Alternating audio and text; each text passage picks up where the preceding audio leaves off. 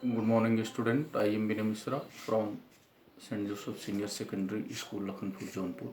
मेरे प्यारे बच्चों, मैं आज ये वीडियो लेक्चर दूसरा क्लास 9th के लिए डिलीवर कर रहा हूँ, जिसमें रसखान के दूसरे पद के बारे में व्याख्या की जा रही है।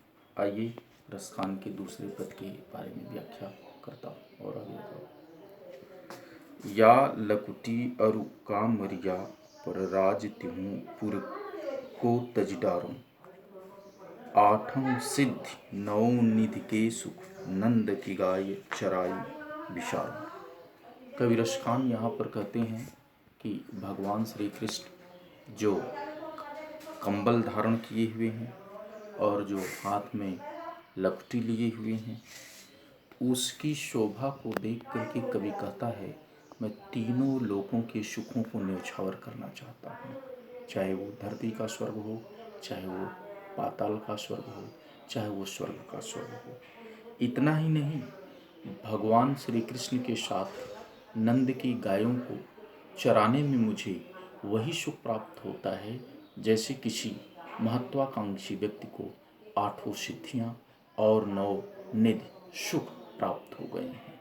जो सुख 8 और सिद्धियाँ व्यक्ति को परिश्रम से प्राप्त होती हैं, वही सुख कवि कहता है कि नंद बाबा की गायों को चराने से मुझे प्राप्त होता है। रसखान कबों इन आखिन सो ब्रज के वन बाग तड़ाग निहारों।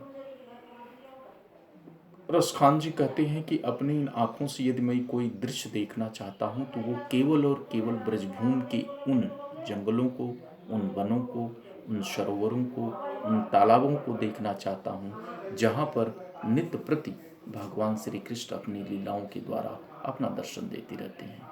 कभी उन पेड़ों की डालों पर बैठ करके, कभी गायों को चराने के बीच में, कभी उन मैदानों के बीच में खेलते हुए। इसलिए ब्रज की प्रत्येक भूमि मुझे आकर्षित करती है।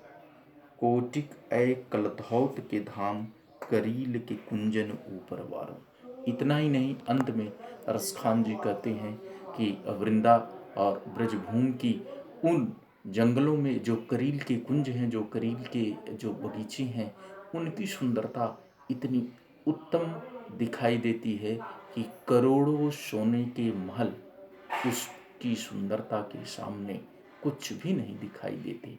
अर्थात संपूर्ण वातावरण जहाँ पर भगवान श्री कृष्ण की दैनिक क्रियाएं संपादित होती हैं, चाहे वो गाय चराने की, चाहे वो खेलने की, चाहे वो जंगलों में ग्वाल बालों के साथ गाय चराने की, चाहे कदम के डालों पर बैठने की, ये सारे वातावरण कृष्ण के भक्ति के रूप में रसखान को आकर्षित करता है।